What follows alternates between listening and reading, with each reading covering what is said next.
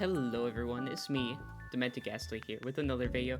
So, after that elimination that I had to do, we are going to have two silly videos. Now, they are obviously not going to be posted on the same day, but I said this was going to be a two-parter, which means that even though I said there would only be one video, this is going to be broken up into two videos.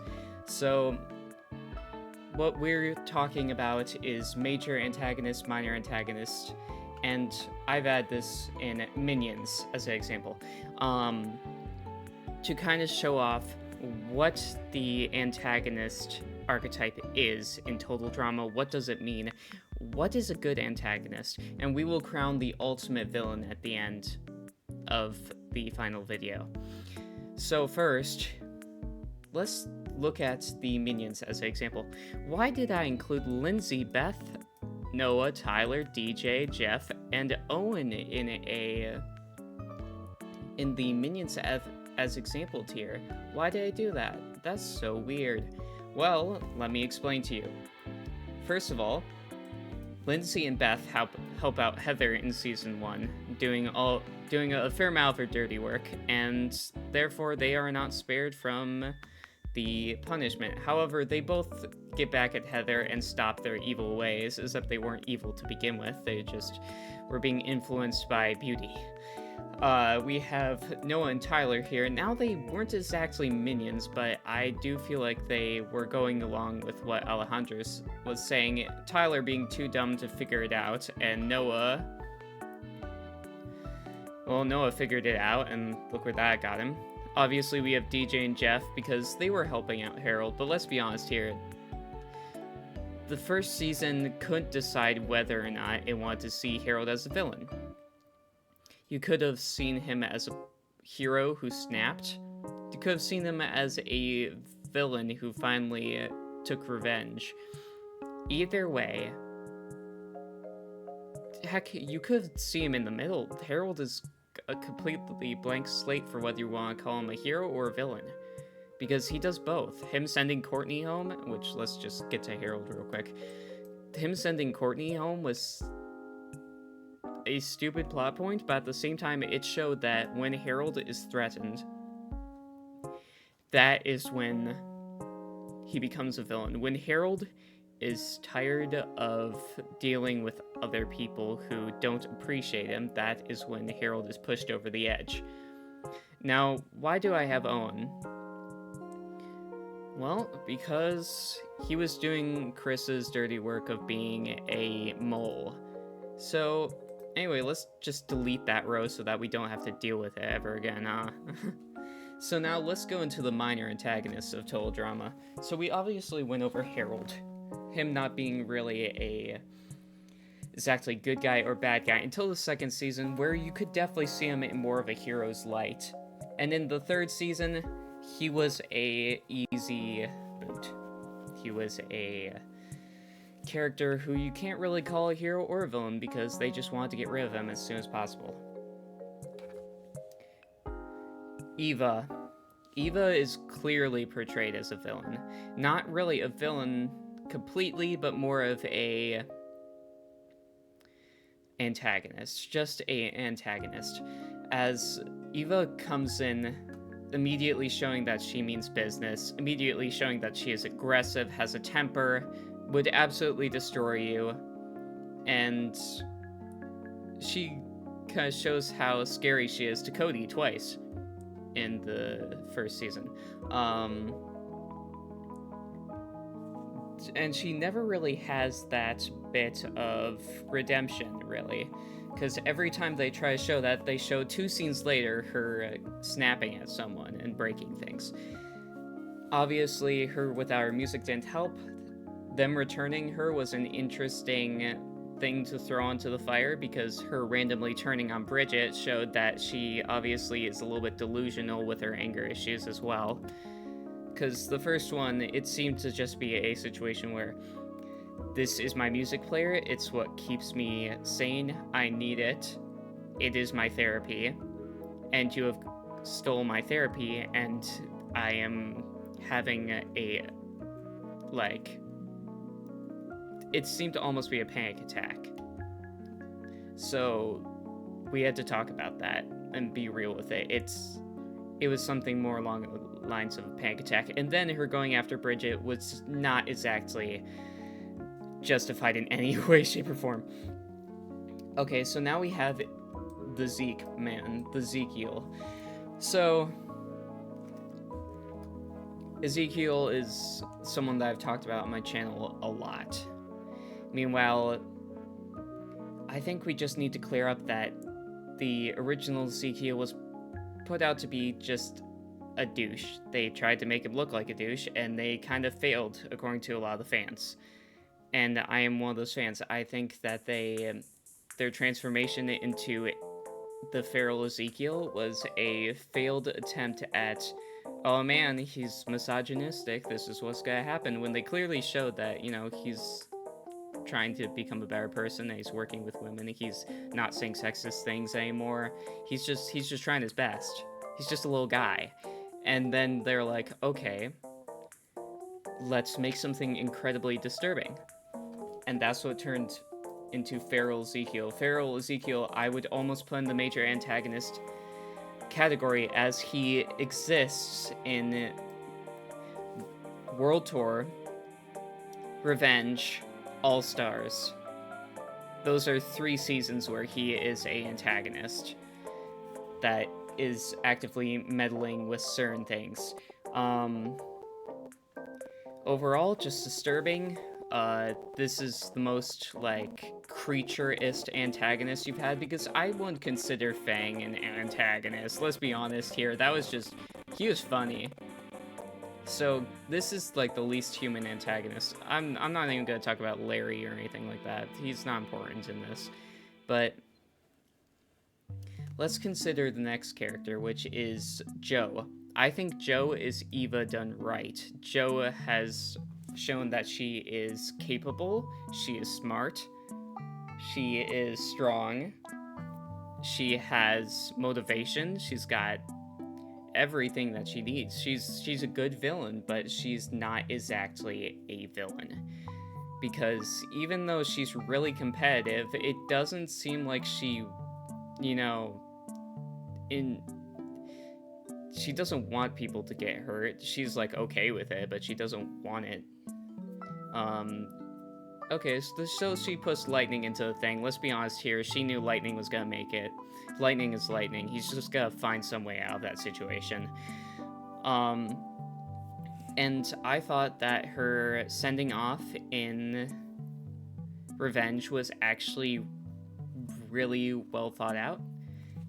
Obviously, she wasn't gonna make it any farther than that, and I'm completely fine with that. But, I thought it was a pretty good send-off, a good thing with Cameron. She had some amazing dynamics with characters. She worked off of a bunch of characters well. So she was a good villain from not a villain writing standpoint, but from a character standpoint. Speaking of good from a writing standpoint, we have Lightning here. Lightning, I admit, I have mixed feelings on him making it to the finals. I don't completely agree with him making it to the final 2, or even the final 1 in some people's cases. But I can see why people would like him. I do like him as a comedy character. I think that he is not exactly villain material, but I would consider him an antagonist. Yes, he obviously has to show it. They have to push it in the final episode. They have to push it extremely hard, which is the problem that I have. I personally think that in the last 2 episodes or so, he all of a sudden got way more aggressive, got way more competitive. I'm going to eat you alive. That was, I don't know, he felt stupid and a little bit mean, but he didn't seem like, he didn't feel like a bully before that. Then, at that point, you just felt like, oh, this is bully. Brains versus brawn, but the brawn is a bully. Now, that is alliteration, if I remember correctly. Now we have Scarlet. Scarlet is one of the biggest wastes of potential in total drama. Now, let's look at this for a second.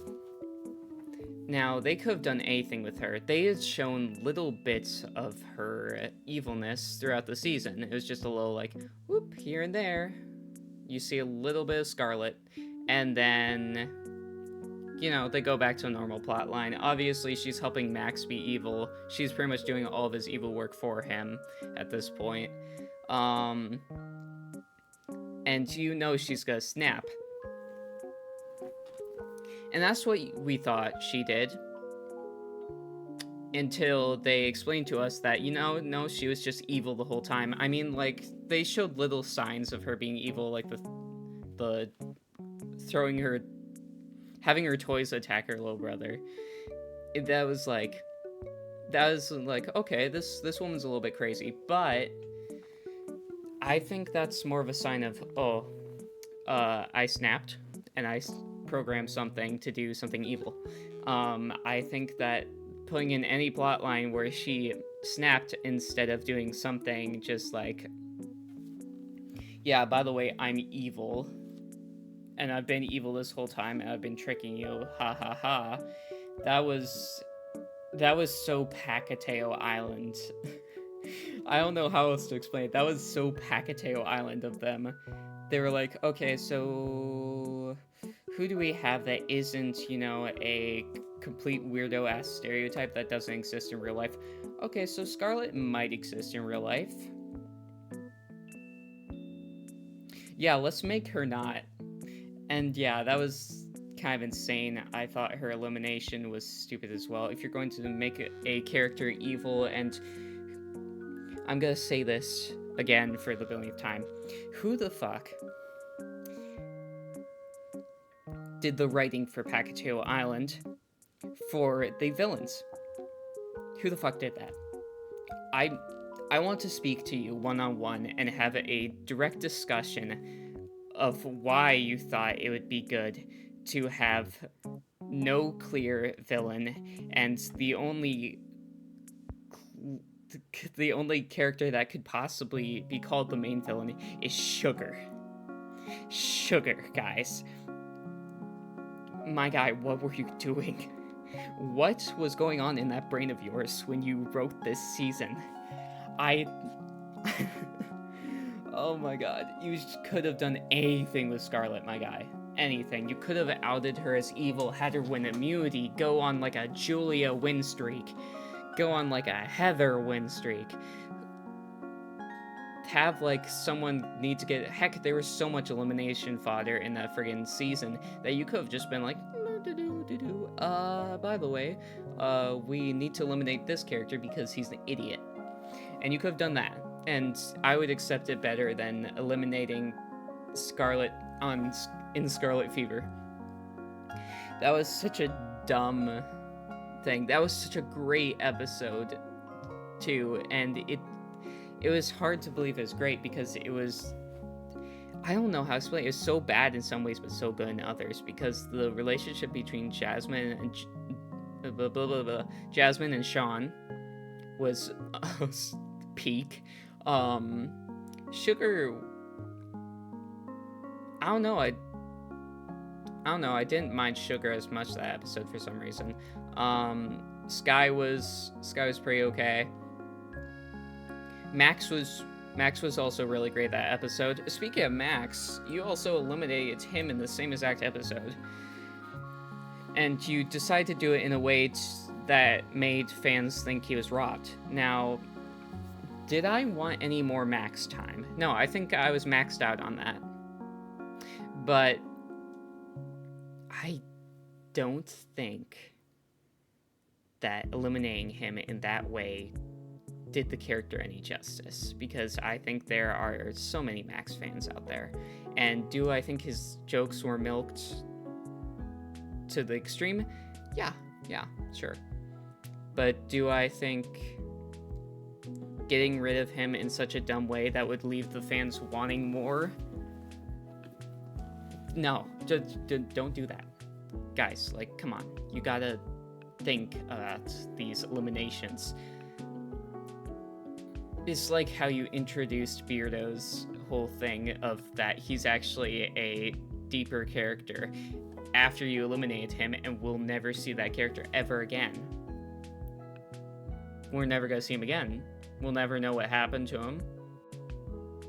Do people care? Yes, they care, but only because you eliminated him and then showed that he's a deeper character. Which I guess is good, because sometimes you do that for characters like Ezekiel, but then Ezekiel got like more screen time, and Pacateo Island only got 1 season, and then you got Leonard, who got into another season, but then got eliminated first, and honestly didn't change as a person. Anyway, let's move on. Enough talk about Max. He created traps, he failed being evil, but I still count him as an antagonist, as he tries his best. And that's all we can ask that you do, Max. Anyway, let's move on to Dawn. Why did I put Dawn in minor antagonist? Because Dawn's so chill, dude. He's like season 1 Chris McLean. He's so chill, bro. Maybe season 2 if I'm pushing it. But I don't think of him as a major antagonist, because it doesn't feel like he directly would cause harm directly to the other campers for profits. I feel like Chris McLean would do that. I think Dawn wouldn't do it directly. He'd be okay with it if there was like a little bit of people getting their ass kicks. But do I think he'd watch someone die and take pleasure in it? No. Which is what Chris McLean seems like he would do now. Now let's go on to... I'm just getting the Redonkulous race characters over with, because that is the season I know the least about. And I have the most whack opinions of. So I think a lot of people will disagree on everything that I have. I consider Lorenzo and Chet minor antagonists, barely considering them as antagonists, but I still consider them antagonists. Why do I do that? A vibe. Is the vibe that they're giving off in the show. Like, it felt like they were trying to consider these guys as like a minor antagonist, as they were antagonizing others, I guess. But like, they didn't do too much to actively be antagonists to other people. It seems like they were just hitting people in the crossfire of their own little sibling rivalry. Now we have Taylor and Kelly.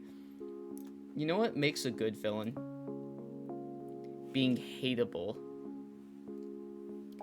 Well, not completely.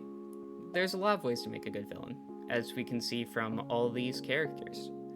In fact, most of them are straight up pretty good. I think some of the writing of the villains in Total Drama makes some of my favorite villains of all time, to be honest. But like, I think that Taylor and Kelly don't quite meet the mark. I think that Taylor is perfectly hateable. But is it like I love to hate her? Not really. I just kind of want her off my screen. Same thing with Kelly. Kelly, I feel sorry for Kelly. Like, I felt like they were trying to make her out to be like oh man, look at her. She's spoiling her brat of a daughter. Yeah. Doesn't mean that, she's a bad person. I mean, she's a bad parent, but she's not a bad person. I do feel sorry for her, because she has to put up with this asshat every day. Anyway, let's move on back to the actual Total Drama cast. Actually, we should mention that these guys, their boots... The times they were booted, I think, were very well done. I think that these guys having I don't remember how many episodes, 1 or 2, maybe, where they were already friends before eliminating them. So good. It was like, you know how they eliminated Cody like 2 episodes after he had his big moment with Gwen and like helping Gwen and Trent, and they didn't get rid of him that night or anything like that? That's exactly what I like about this one, because they gave them a chance to like be the character, then they don't just get rid of him. They don't just end the story there and be like, by the way, you're out. They give him a chance to like simmer for a little bit, you know, like let them cook for a little bit, let them craft for a little bit, let them mine. Let's move on to my least favorite character of all. I know some of my fans, some of the people that watch this channel, do like Dave. Also, now that we're here, allow me to fulfill a contractual obligation. Make sure you like and subscribe, hit that notification bell. That way you may see whenever I upload. You can also check my community posts in which you can vote for my next video. The polls are coming out up until midnight tonight, and they will be at some point tomorrow. I will obviously check on them. I'm not sure when, but you know, it'll be a while, so don't worry too much about it. So now we have Dave. Okay. How do I phrase this? Dave was a interesting villain. You guys kind of made him out to be a hero, and then you kind of just kept on showing his more incel side. You're like, okay, so we take the normal guy and make sure that he's not normal. And by the way, that's his tag. He's the normal guy. That's like his thing.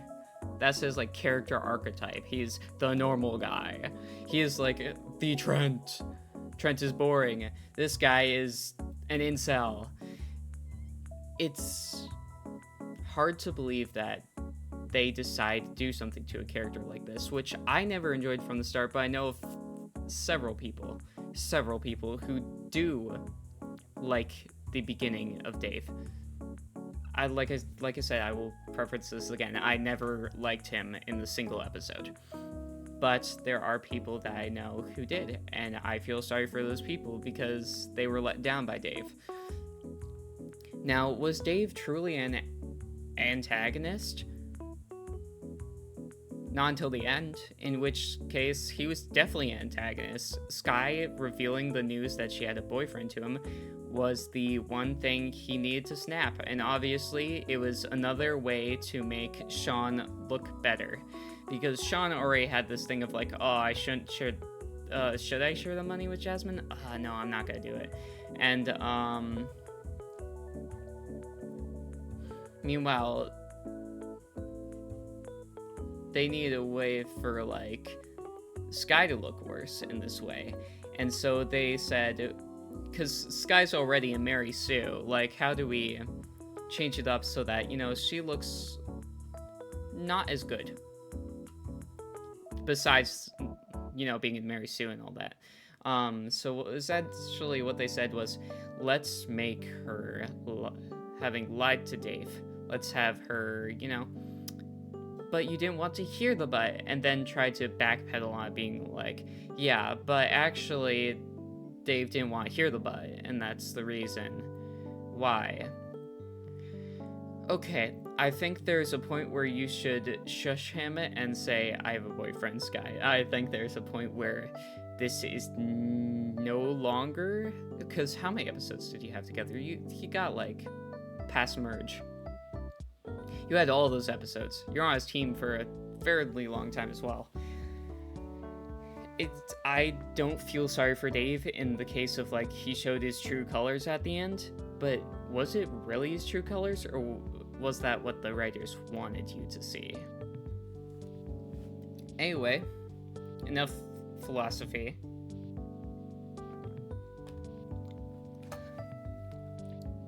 Another one of the most wasted potentials in total drama, Amy. Shitty character. One of the worst characters in the entire show. You know what? I put her below Dave. I put her below Dave on the tier list. Now, that's not like the characters I like tier list, but this is like the characters written-wise tier list.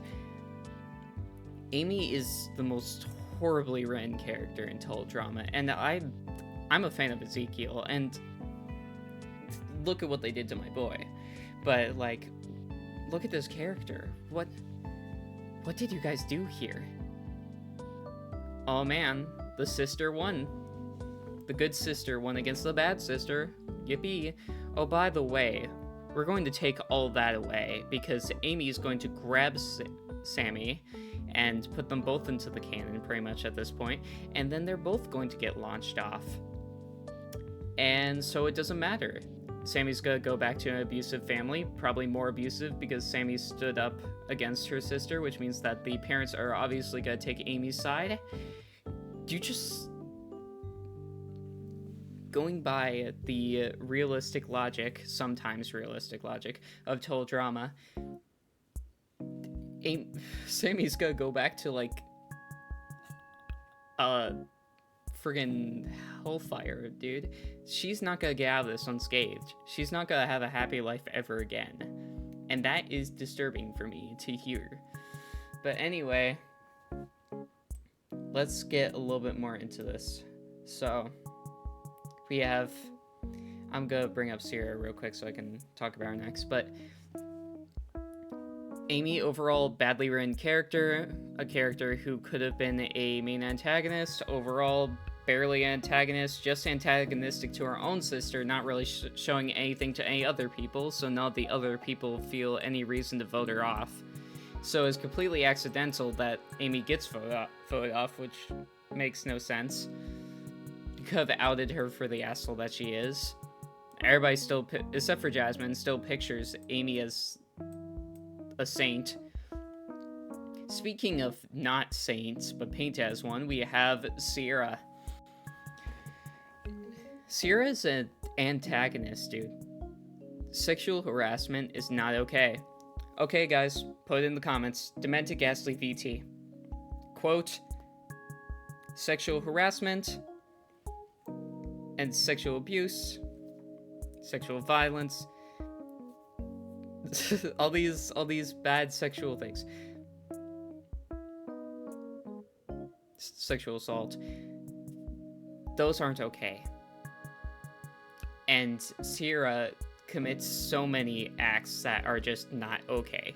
This woman should be in jail, but they still consider her to be a good guy because, and I understand why they were trying to do this, because she remembered Cody's birthday and then got him back up on his feet. Now, I personally agree that that was a good thing on the writer's part and did make sense, but did that constitute for her being a hero in All-Stars? Maybe just not include her in All-Stars at all? Maybe, I don't know, maybe just include Cody. I mean, he's supposed to be a hero, right? You guys painted him to be the hero, right? Right? Okay. Now we have to talk about Cody. Why did I put him in minor antagonist, you may ask?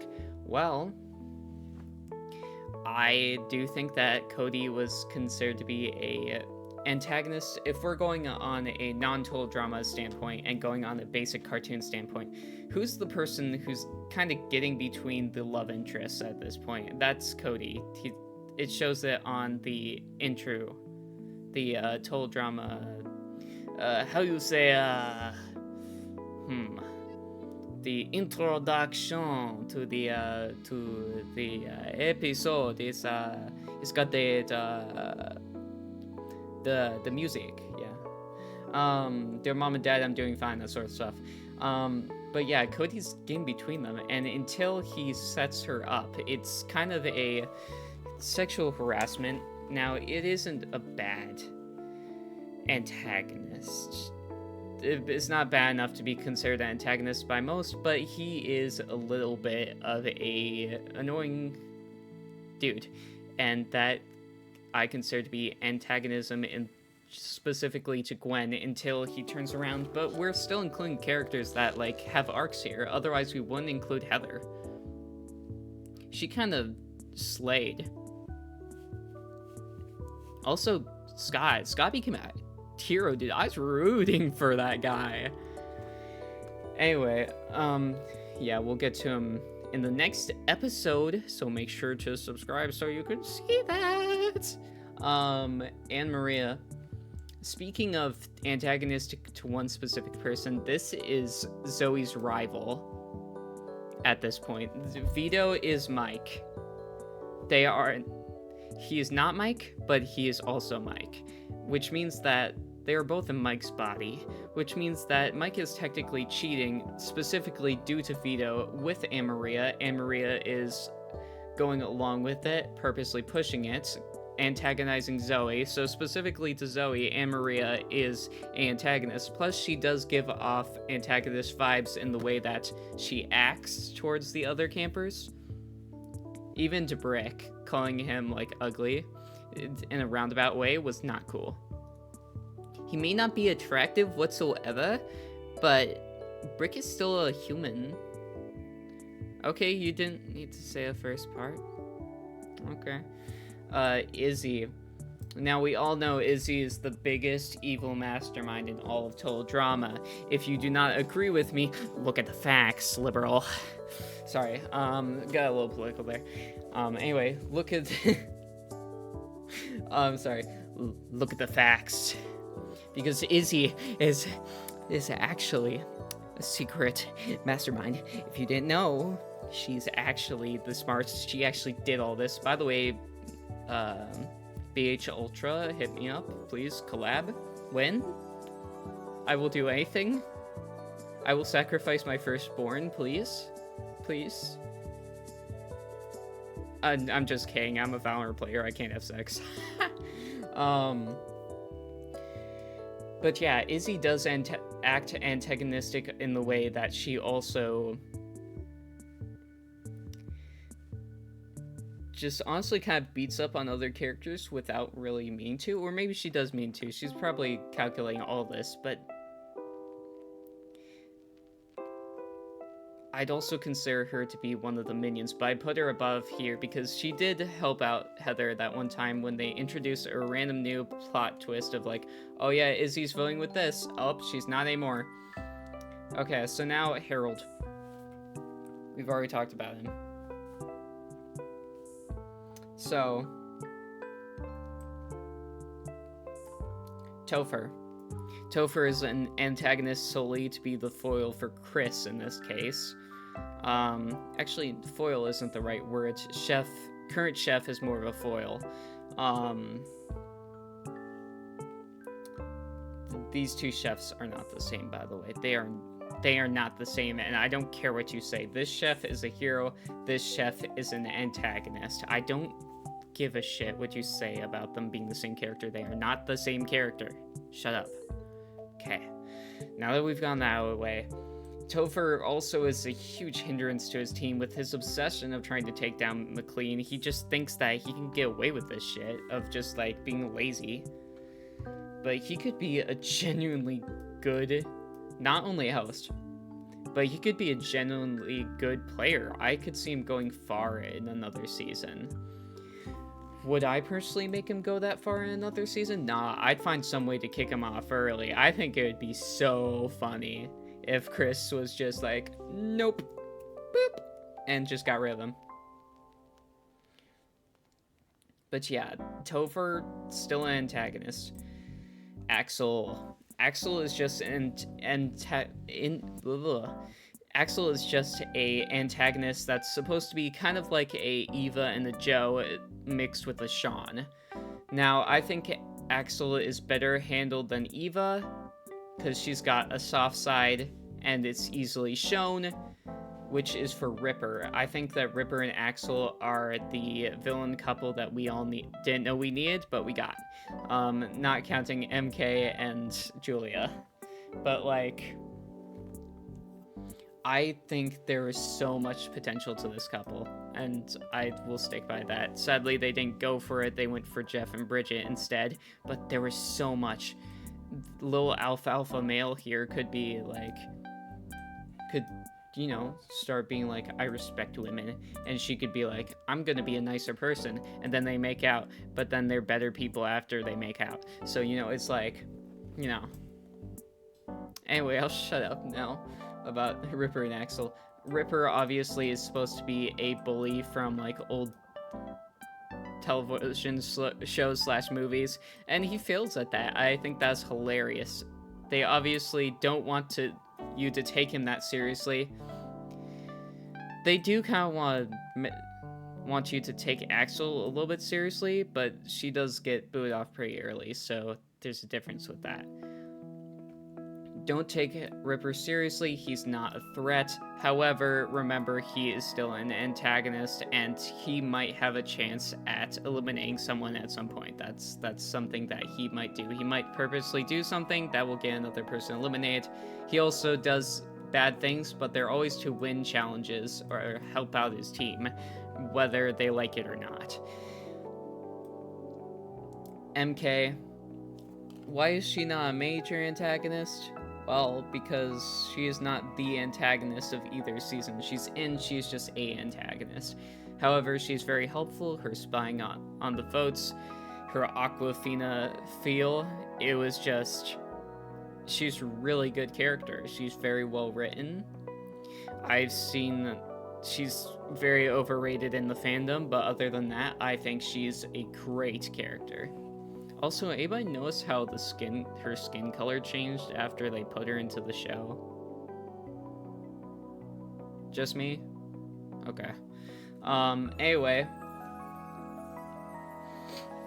So, MK, fairly good character. It's shown to be an antagonist without really any good human properties other than, oh man, that was bad, dude. You know, saying something like that. Oh, that was mean, or that was cruel, or whatever. But obviously, she's a huge cheater. She is doing that to help her team win. She cheats a lot in the game. That is essentially her thing. She's also smart with tech.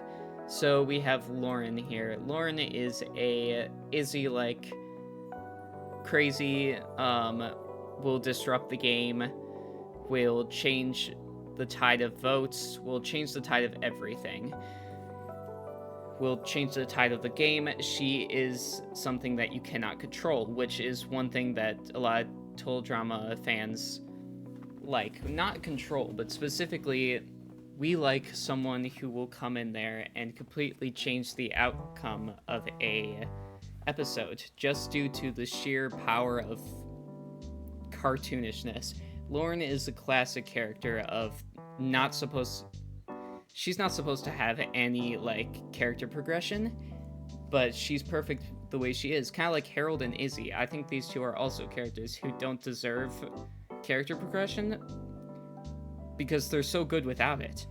We all need a crazy character. The problem with Pacateo Island is that it was a bunch of crazy characters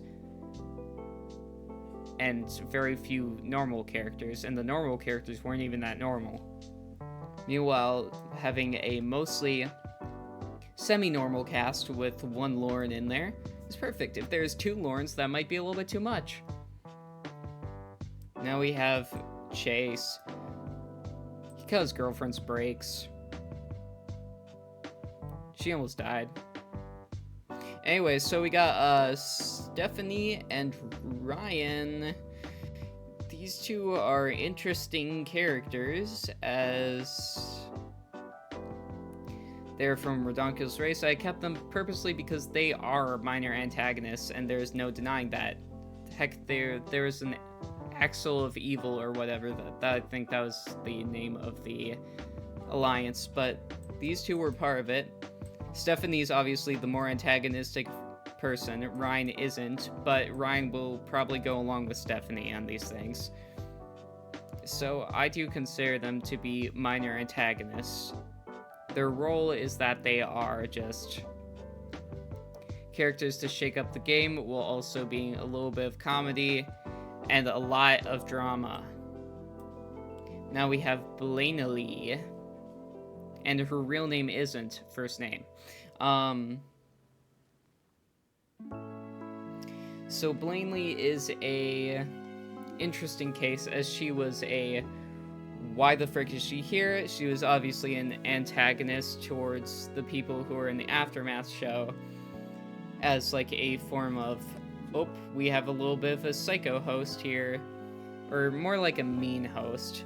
But she knew what her job was. However, when she got into the game, she cheated pretty quickly. She's struck an illegal deal. Chef got in trouble for it. She just kind of did stuff. She tried to be an antagonist. She did it, I guess. Do people really think of her when they think of antagonists of teledrama? Not really, but I mean, she did it. She made it into this list, so screw it, I guess.